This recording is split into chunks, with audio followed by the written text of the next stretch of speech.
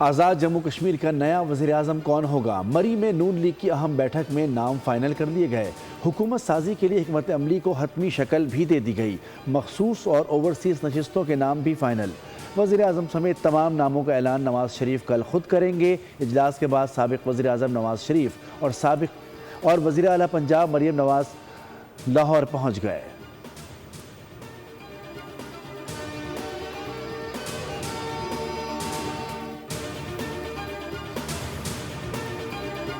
آپ ریسورسز اگر آپ کل پھر پروونسز بنائیں گے تو آپ کی لڑائی ہوگی ریسورسز پہ۔ What we should focus is the governance.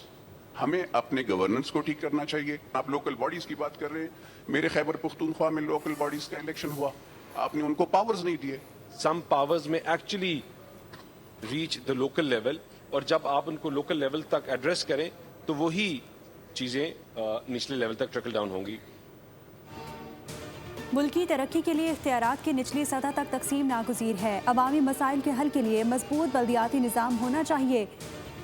S T P آئی کے زیر اہتمام قومی سطح پر مباحثے کا انعقاد۔ معروف تاجر میاں عامر محمود، نور عالم خان اور دیگر کی شرکت۔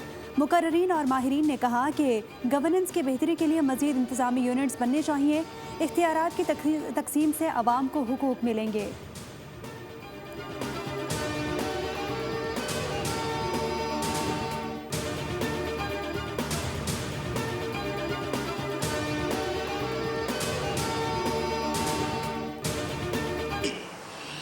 ڈسٹرکٹ اور ڈویژن کے طرح ایک ایڈمنسٹریٹو یونٹ ہے۔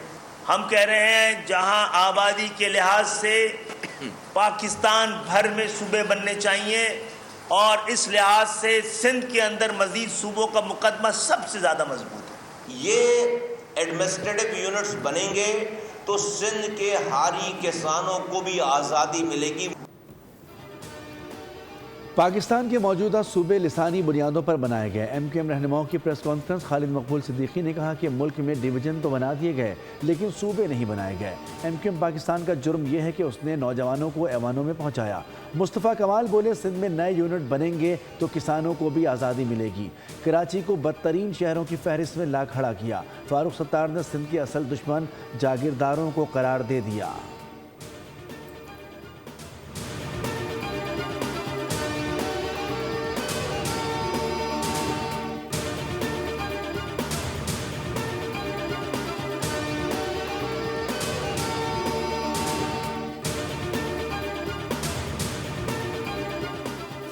نئے صوبے بنانے کا طریقہ آئین میں لکھا ہے۔ گلی محلوں میں نفرت پھیلا کر ملک کو تقسیم کرنے کی اجازت نہیں دی جا سکتی۔ ترجمان سندھ حکومت سعدیہ جاوید کا ایم کیو ایم کی پریس کانفرنس پر رد عمل۔ کہا خالد مقبول صدیقی آئین کا آدھا سچ بول کر عوام کو گمراہ کرنے کی کوشش کر رہے ہیں۔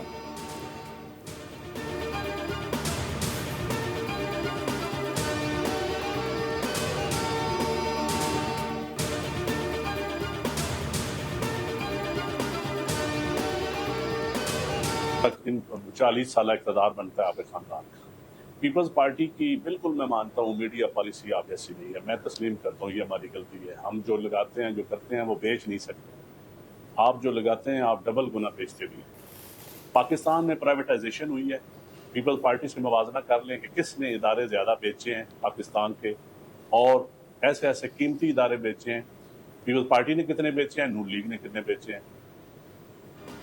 مسلم لیگ نون کو پالیسیوں پر مناظرے کا چیلنج۔ پیپلز پارٹی کے ترجمان ندیم افضل چند کا نواز شریف اور مریم نواز کے بیانات پر رد عمل۔ کہا کہ مسلم لیگ نون نے سیاسی انتقام کی پالیسی اپنائی، ہم ایک ایک پالیسی پر موازنے کے لیے تیار ہیں۔ صرف لاہور پاکستان نہیں، سندھ اور بلوچستان کو بھی اپنا سمجھیں اور ان کے مسائل پر توجہ دیں۔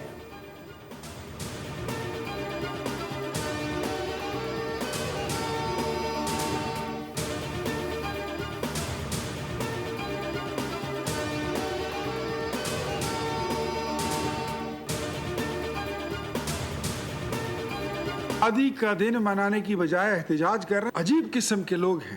وزیر اعظم ہاؤس کا جو سیکنڈ فلور ہے یہ اس کو ڈانس فلور بنا دیں گے، جہاں پر طوائفیں آتی تھی، ناچ گانے کی محفلیں سجتی تھی، جہاں پر شراب اور رقص کی محفلیں ہوا کرتی تھی، جو پاکستان کے دو قومی نظریے کو بھی نہیں بخشتے۔ اور پاکستانی قوم کو ان باتوں پہ ذرا تھوڑی سی فکر کرنی ہوگی۔ پی ٹی آئی فوج کی سیٹی کا انتظار کر رہی ہے، اشارہ ہو جائے تو عوامی حاکمیت کا بیانیہ چھوڑ کر اقتدار کی طرف لپکیں گے۔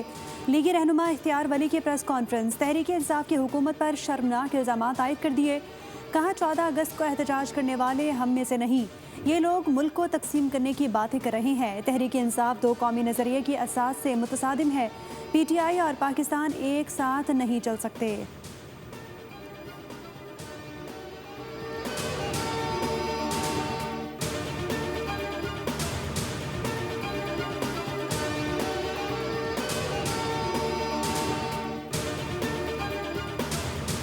پہ ہوگی کہ پیٹرول کی قیمت کم کرو، اس پر نہیں ہوگی کہ ہم مجبور ہیں، ہم مر گئے ہیں، آئی ایم ایف کا دباؤ ہے، یہ کہانیاں ہم نے بہت سن لی ہیں۔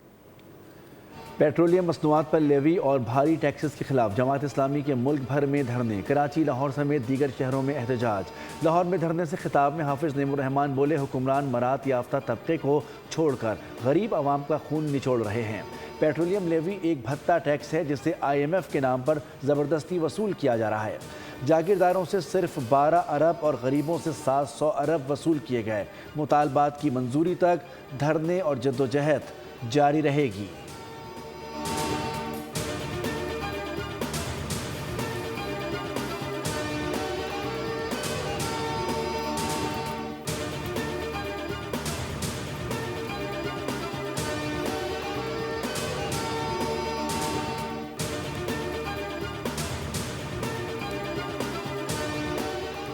پاکستان کا امن و استحکام سب سے پہلے ہے، وزیر اعظم کی قیادت میں ملک درست سمت میں گامزن ہے۔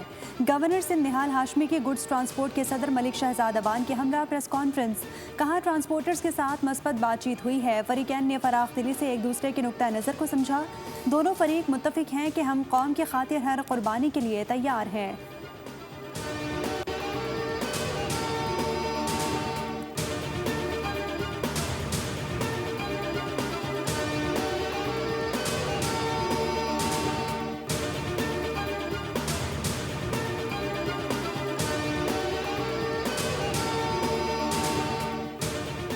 حکومت نے ڈیزل اور پیٹرول کی قیمتوں کی روزانہ تبدیلی پر ہم سے 15 دن کا وقت لیا ہے، 40 روز کے لیے ہڑتال مؤخر کر رہے ہیں۔ صدر گڈز ٹرانسپورٹ ملک شہزاد عوان کا اعلان، کہا کہ دسمبر کی ہڑتال میں بھی ہمارے ساتھ وعدے کیے گئے تھے۔ گورنر سندھ اور وفاقی وزیر مواصلات اور دیگر کے مشکور ہیں، کوئی شک نہیں، سب سے پہلے پاکستان کا مفاد مقدم ہے، اگر ہمارے ساتھ کیے گئے وعدے پورے ہوتے ہیں تو یہ نوبت نہ آتی۔ مرتضی وہاب اور سعید غنی نے پارکنگ مسائل حل کرانے کی مدد کی۔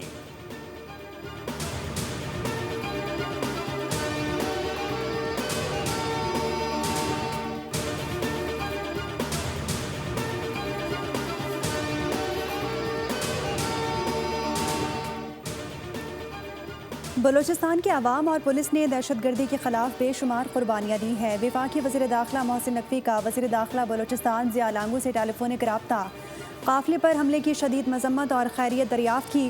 محسن نقوی نے حملہ ناکام بنانے پر بلوچستان اب پولیس کو خراج تحسین پیش کیا، کہا کہ دہشت گردی کے خلاف جنگ میں پولیس اور عوام کی قربانیاں قابل فخر ہیں۔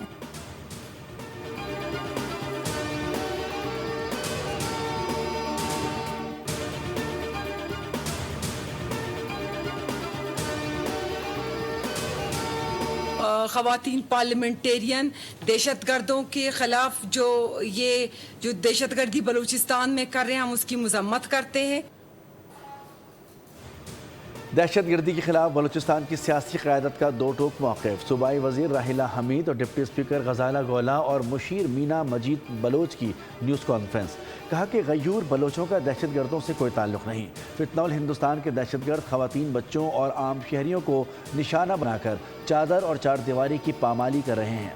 دہشت گردی کا خاتمہ کر کے امن، ترقی، خوشحالی اور تعلیم کا فروغ یقینی بنائیں گے۔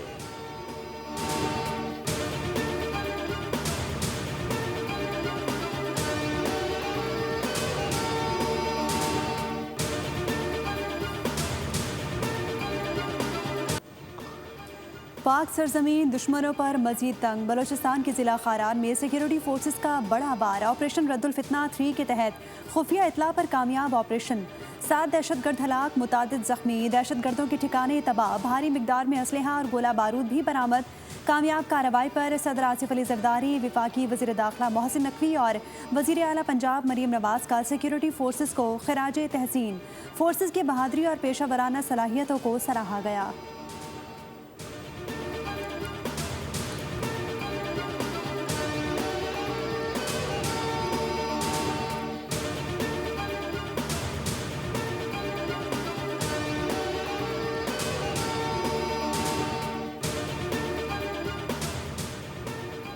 کراچی میں دہشت گردوں کے گرد گھیرا مزید تنگ. سندھ رینجرز اور سی ٹی ڈی کا جیک اپ لائن میں انٹیلیجنس بیسڈ آپریشن. فتنہ الخوارج منصور گروپ کا دہشت گرد شہزاد عرف ڈنگر گرفتار. قبضے سے اسلحہ اور بارود برآمد. کراچی سے تنظیم کے لیے فنڈنگ کرنے کا ٹاسک سونپا گیا تھا. ساتھیوں کی گرفتاری کے لیے چھاپے مار کارروائیاں جاری.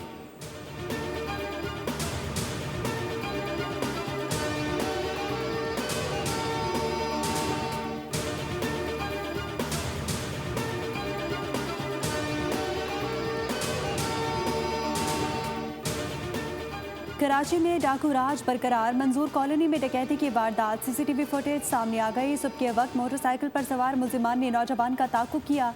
گلی میں اسلحے کے زور پر روکا. شہری خوفزدہ ہو کر بھاگا تو ملزمان نے پیچھا کیا. شہری گر گیا. ڈاکو لوٹ مار کے بعد بآسانی فرار ہو گئے.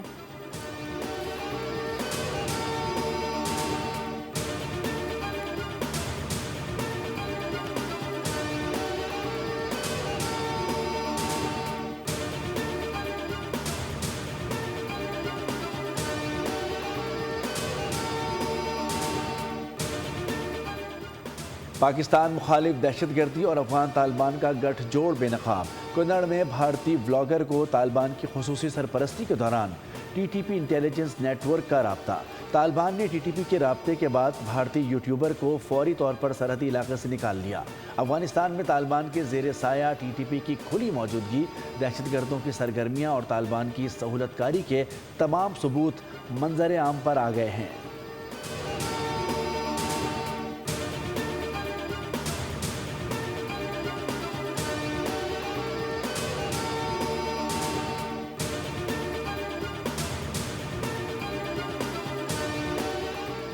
پاکستان کا دفاع اور بقا جان سے زیادہ عزیز ہے. تمام مکاتب فکر کے علماء اور مشائخ ایک پرچم تلے متحد ہیں. دیگر مدارس کے بورڈز کے ساتھ مل کر مضبوط نظام تشکیل دینے کا فیصلہ کیا گیا ہے. چیئرمین علماء کونسل طاہر اشرفی کی گفتگو. کہا کہ مکہ معاہدہ مسلم امہ کے اتحاد کی جانب اہم پیش رفت ہے. تمام اسلامی ممالک کے لیے مکہ مکرمہ کے دروازے کھلے ہیں.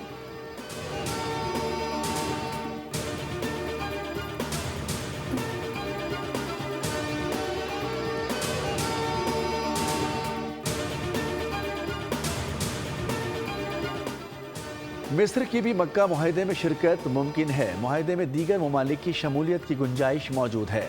مکہ معاہدے میں طے پایا تھا کہ کسی ایک پر حملہ تینوں پر حملہ تصور ہوگا. ترک صدر رجب طیب اردوان کی گفتگو. کہا کہ لبنان پر اسرائیلی حملوں کا جاری رہنا تشویش کا باعث ہے. شام کے استحکام کے لیے تمام صلاحیتیں بروئے کار لائیں گے.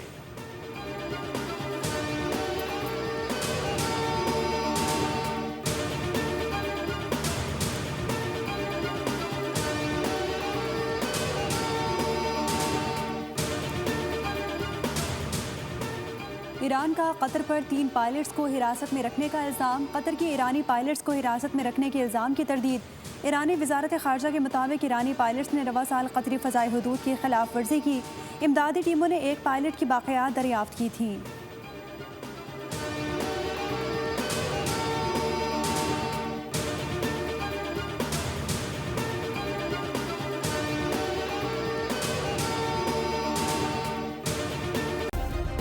سبسکرائب کریں اور بیل دبائیں تاکہ کوئی خبر رہ نہ جائے.